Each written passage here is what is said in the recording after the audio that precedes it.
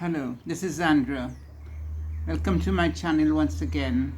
I'm trying to capture the sunset in Trinidad and Tobago, Chile. Last video I talked about well-being and spirituality. One aspect I thought I would bring in today would be the aspect of loving self, memories, loving nature, loving being, loving the entities we engage with, whether it's in the spirit realm or on the earth plane. And often when we ignore the importance of love as an essential essence of our existence and our being and our well-being, we fail to recognize that we are cheating ourselves. We are cheating ourselves of a tremendous gift that the Creator gave us, the Spirit gave us, the ancestors gave us, and the Great Spirit. We are also cheating the people around us when we don't express love in a genuine way or share memories, loving memories. And recently I have been reflecting on memories that I buried for many years. Buried so that I could fulfill a career, I could be a mother, and not let the memories interrupt my daily existence in the period of time of that period of time in my life. So today I wanted to just briefly discuss what we should think about in relation to the essence of love and the existence of love in our well-being as a strategy. Because well-being requires a strategy. I've talked about health, I've talked about clothing, I've talked about food, I've talked about the spirit realms, and I've talked about just existing with nature. Today I want to briefly address how we incorporate love in that strategy for the development and the maintenance of our well-being.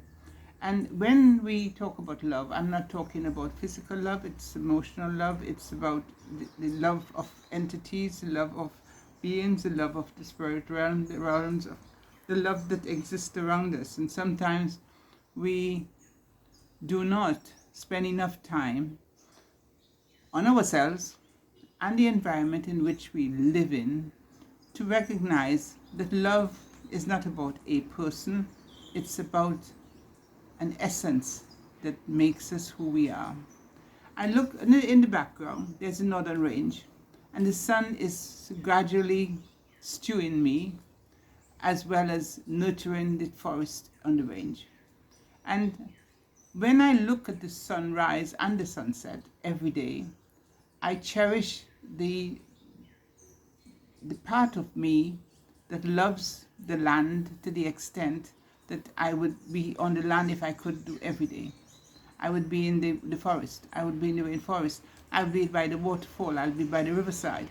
And that to me is loving nature as much as I love myself. Loving the environments in which I'm existing and taking care of that environment as much as I love myself. So today, it's not going to be a long video, it's going to be a short because the sun changes and the skies changes behind me. But I want you to consider how we deal with loving memories as our life changes and our careers develop and our lives become more involved with other people or children, and how much we might harm ourselves when we don't consider what loving memories do for us as a good steak. Because the loving memories we engage with brings laughter and smiles to our face. And recently I've had to own that, and particularly after the journey I did during the August double moon and the Lion's Portal, I had to recognize that not accepting the essence a love relationship gave me at a time in my life when I needed it a great deal, denying that its existence, denying myself of my memories of that period, and feeling that I somehow, I wouldn't say cheated, but cheated is the simplest word. I didn't, by denying myself those memories, I limited myself and my growth. So, in changing the way I thought and behaved from during the portal, the Alliance portal in August, it made me realize that I had to take some action to shift that denial, the silence within myself that I had embedded so deeply that I'd forgotten about it. I'd forgotten what it meant to me at a time when I needed to feel I was whole, that I was valued, I was precious. And that person made me feel that way. And as I began to recall during a very painful journey in the August month, the importance of that relationship,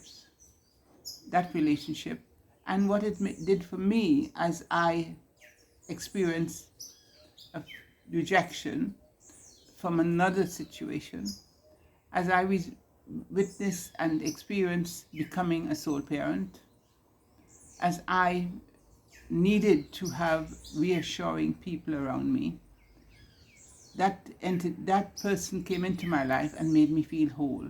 And what I should not have done is buried the memories of that. So the August moon turned my whole world upside down for me to remember and recall the importance of love in my existence and my continual development as a professional. And without that recalling that memory, I must have limited myself, limited relationships. But by recalling it in August, it helped me to face the limitations of what I'd done to myself and made contact with the individual. Acknowledged that that person was a very important factor in my life, as well as my being, as well as my role as a mother. And whilst I had buried myself in my career and my parenting, I should have remembered that within this person existed another person who needed to recall memories, loving memories, happy memories, memories that put smiles on my face every time I remember. And I had denied myself that. And to me, well-being should incorporate recalling memories that makes us smile, that makes us feel that we are worthy, and we affirm our worthiness by remembering that experience. So today I'm leaving you with the thought of well-being incorporates health, food, nutrition, daily practices of meditation and exercises and all this stuff, but essentially it requires us to remember love. The loving nature, the loving of people, the loving of our children, the loving of the entities that are around us that makes us whole. So when we remember love and the value of love and the essence of love within our existence, we become much more tuned in to how we connect spirituality with our well-being and the ingredients that feeds and nurtures well-being. So as we enjoy the few minutes of the sunsets against the northern range today, I am in cellular because I don't have extra lighting to show me, but what is more important is the northern range and the essence and the energy it gives me every morning that reaffirms why I love nature as much as I do. So in loving nature and using nature to nurture me when I am feeling lost or when I'm feeling hurt, I want you to think about how nature can help you in not only merging your dreams, your aspirations of well-being and nature, but nurturing oneself. And in doing so, remember the essence of love and the value of love within that. Loving someone, loving an experience, loving a memory, remembering. And I wish you well. And next week, I will talk about how we unpackage the loving that I'm talking about today.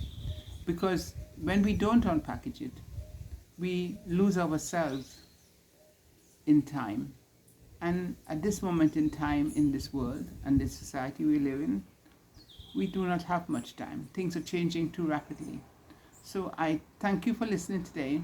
I want you to enjoy the northern range as the sun sets against it, and say, if you like what I'm trying to share with you and bring in as part of the value of being, then subscribe and share.